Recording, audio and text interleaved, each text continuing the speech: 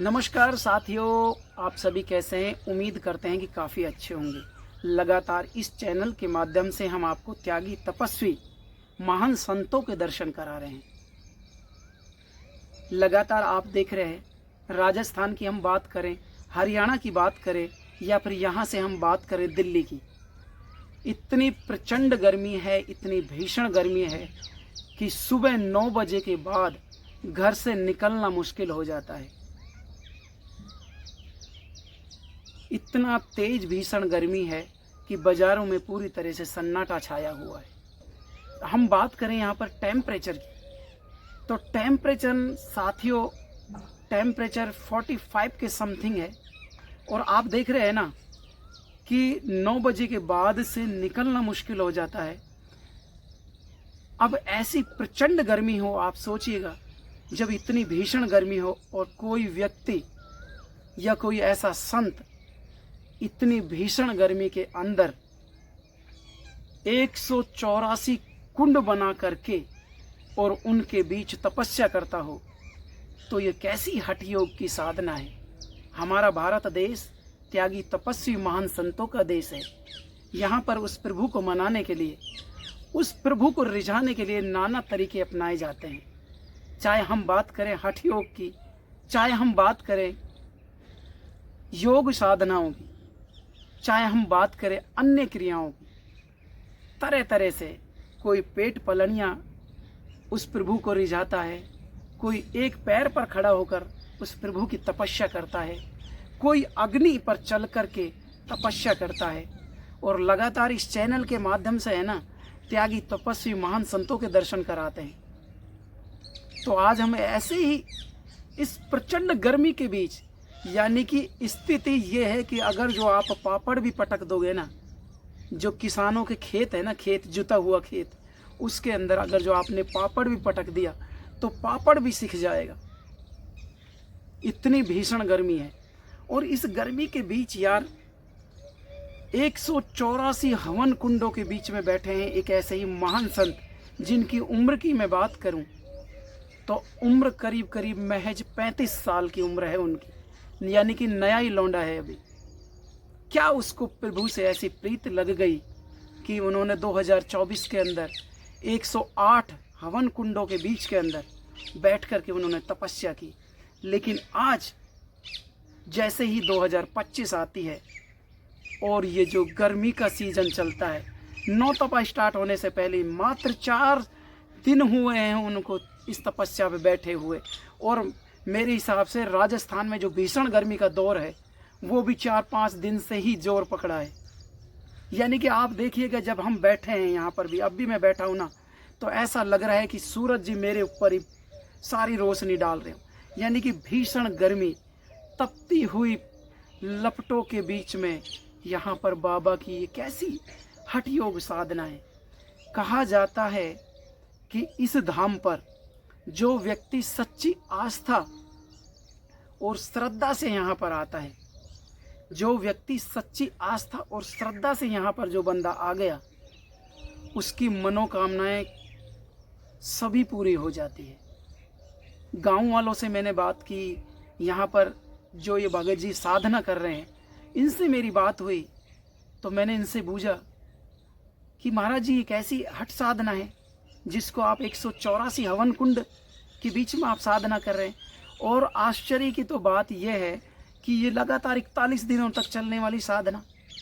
आपने शुरू वाले दिन जो भैंस के गोबर होता है, बफोलो का जो गोबर होता है, उसके ऊपले थिपवाए चारों तरफ। आप इन तस्वीरों के माध्यम से दिखा रहा हूँ मैं कि चारों तरफ, यानी कि पहले दिन आपने 5 ऊपले लगाए, दूसरे दिन आपने 6, यानी कि एक संख्या बढ़ा दी। यानी कि अंदर का टेम्परेचर इतना ज़बरदस्त कि यार अगर जो कुछ ओढ़ के भी बैठ जाओ तब भी बैठना मुश्किल हो जाता है। लेकिन महाराज जी, ये कैसी साधना है? तो महाराज जी ने बड़े निर्मल शब्दों में आंसर दिया कि मैं अपने जग कल्याण के लिए, अपने देश की सुख शांति के लिए मैं ये साधना कर रहा हूँ। मेरे भक्त जो कष्ट में जी रहे हैं उनके लिए साधना कर रहा हूँ। तो महाराज जी, ये साधना अलग, ऐसी हठ योग साधना ही क्यों? तो जब वो बता रहे थे कि भाई मैंने शुरू से प्रण ले रखा है।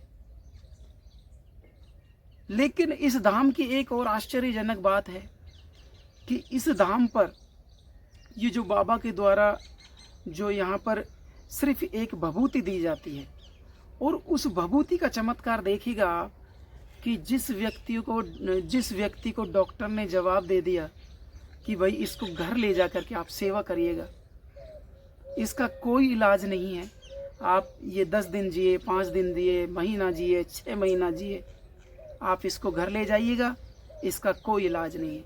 जो यानी कि दुनिया से हार जाता है, इस धाम पर वो व्यक्ति आता है जो दुनिया से हार गया, जिनको डॉक्टरों ने जवाब दे दिया, जिनके लाइलाज बीमारी है, ऐसे गंभीर से गंभीर बीमारियों के यहाँ पर पेशेंटों से मेरी बात हुई, जिन ऐसे पेशेंटों से बात हुई जिनके ट्यूमर थी, डॉक्टर ने जवाब दे दिया घर ले जा कर के सेवा करो। बाबा यहाँ पर ऐसा बता रहे थे कि भाई बाबा यहाँ पर सिर्फ भभूति देते हैं और उस भभूति से ही लोग ठीक हो जाते हैं। बिल्कुल सही बात है। मैंने यहाँ पर ग्रामीणों से बात की, जो भक्त आते हैं यहाँ पर उनसे मैंने बात की। यहाँ पर अब बाबा है ना, बाबा से भी मैंने बात की तो बाबा ने कहा कि यही बात है। और मैं इस वक्त मौजूद हूँ हरियाणा क्षेत्र के अंदर झाबुआ गांव के अंदर, और झाबुआ गांव के अंदर बाबा यहाँ पर 184 धुनों के बीच में तपस्या कर रहे हैं, हठ योग की तपस्या कर रहे हैं। और जब ये तपस्या पे बैठते हैं ना, तो कहा जाता है कि जब तपस्या के चारों तरफ ये जो लोग परिक्रमा लगा रहे हैं ना, इनको देख रहे हो ना आप, जब तक बाबा साधना करेंगे, भर दोपहरी के अंदर 12 बजे बैठते हैं साधना में, जब तक साधना करते हैं तो लोग जैसे ही अग्नि प्रज्वलित होती है तो लोग यहाँ पर चारों तरफ परिक्रमा लगाते हैं। उस परिक्रमा लगाने मात्र से भी लोगों के दुख दर्द दूर हो जाते हैं। कमाल की बात आप देखिएगा यहाँ पर, यानी कि अकल्पनीय, अविश्वसनीय ऐसी बात लगती है। लेकिन मैं तो यही कहना चाहूँगा, जो भी भक्त मेरे को देख रहे हैं, सुन रहे हैं, उनसे यही कहना चाहूँगा कि देखो, महाराज जी ने अन्न का त्याग कर रखा है, 1 साल हो चुकी है, पूरी तरह से अन्न का त्याग कर रखा है, अग्नि तपस्या कर रहे हैं। अगर जो हरियाणा में हम देखें तो कंचन नाथ भी अग्नि तपस्या कर रही है, राजस्थान की तरफ भी देखते हैं तो ऐसे काफ़ी महान योगी मिल जाएंगे जिन्होंने अग्नि तपस्या करी है उस प्रभु को पाने के लिए, उस विश्व शांति के लिए, उस विश्व कल्याण के लिए। लेकिन यहाँ पर जितना भी मैंने जाना है, जितनी भी मैंने ताज़ा रिपोर्ट ली है यहाँ पर, कि जो ये महाराज जी झाबुआ गांव वाले ग्रामीणों से मैंने जैसी बात की, इन्होंने भी कहा, महाराज जी ने खुद ने भी कहा कि 1 साल से मैंने अन्न का त्याग किया हुआ है, और यहाँ पर जो अच्छी सच्ची श्रद्धा से आता है उनकी सभी मनोकामनाएं पूर्ण होती है। और भाई लगातार ये 41 दिनों तक चलने वाली अखंड तपस्या है, लगातार इसी तरह से चलती जाएगी। लेकिन यार आप सोचिएगा, चाहे हम बात करें हरियाणा की और चाहे मैं बात करूं यहाँ पर राजस्थान की, चाहे हम दिल्ली की बात करें, यार ऐसी भीषण गर्मी कि अब गर्मी में बैठना तो दूर, धूप में आप यानी कि हवाओं के थपेड़े से बच नहीं सकते। और ऐसी थपेड़ों के बीच में यार ये 184 अग्नि कुंडों के बीच में कठोर साधना कर रहे हैं। यार कहा जाता है कि भाई जो इन्होंने कह दिया वो पत्थर की लकीर है। अब देखो, मैं तो ज़्यादा कुछ नहीं कहना चाहता, इस चैनल के माध्यम से यही कहना चाहता हूँ कि मैं भी इस धाम पर आया हुआ हूँ और तमाम तस्वीरों के माध्यम से दिखा रहा हूँ, वीडियोओं के माध्यम से दिखा रहा हूँ कि इस विचित्र धाम, ये बाबा की कृपा है। और इस बाबा की असीम कृपा देखिएगा आप कि इतनी भीषण गर्मी में भी ये तपस्या करते हैं, और जब भीषण सर्दी पड़ती है तो ये सहस्त्र जलधारा के द्वारा भी ये तपस्या करते हैं। तो इनकी तपस्या से लोगों को फ़ायदा भी है, जग कल्याण के लिए भी ये काम कर रहे हैं। और लगातार इस चैनल के माध्यम से मैं ज़्यादा तो क्या कहूँगा, मैं तो यही कहूँगा कि अगर आप मेरे को सुन रहे हैं, देख रहे हैं, और बाबा के बारे में मैंने बता दिया, और भी ज़्यादा जानकारी चाहिए तो मुझे कमेंट बॉक्स में आप बता सकते हैं। लेकिन ऐसे संतों के दर्शन करने मात्र से भी एक अलग अनुभूति होती है। ऐसे संतों के दर्शन करने से, आशीर्वाद लेने से और ऐसे संतों के धाम पर आने से भी मन को शांति मिलती है। क्योंकि हमारा जो भारत देश है, महान त्यागी, तपस्वी, महान संतों का देश है। तो ये तो थी छोटी सी जानकारी, और आपको भी इस धाम पर एक बार विजिट करना चाहिए, आकर के देखना चाहिए, उस संत से बात करनी चाहिए। और भाई मेरा तो वीडियो बनाने का मकसद यही था कि जो भी भाई दीन दुखी है उन तक एक मानव धर्म ये कहता है, एक मानवता ये कहती है कि भाई इस वीडियो को एक दूसरे तक ज़्यादा से ज़्यादा शेयर करें, ताकि यार किसी भाई कोई परेशान है, कोई घर गृहस्थी से परेशान है, कोई भूत प्रेत से परेशान है, कोई व्यापार से परेशान है, कोई किस तरह से परेशान है, तो यार उनको ज़्यादा से ज़्यादा फ़ायदा मिल सके। मैं आपको ताज़ा जानकारी के साथ नेक्स्ट वीडियो में पुनः मिलता हूँ। लेकिन जब भी आपका कोई सवाल हो तो हमें कमेंट बॉक्स में ज़रूर बता सकते हैं।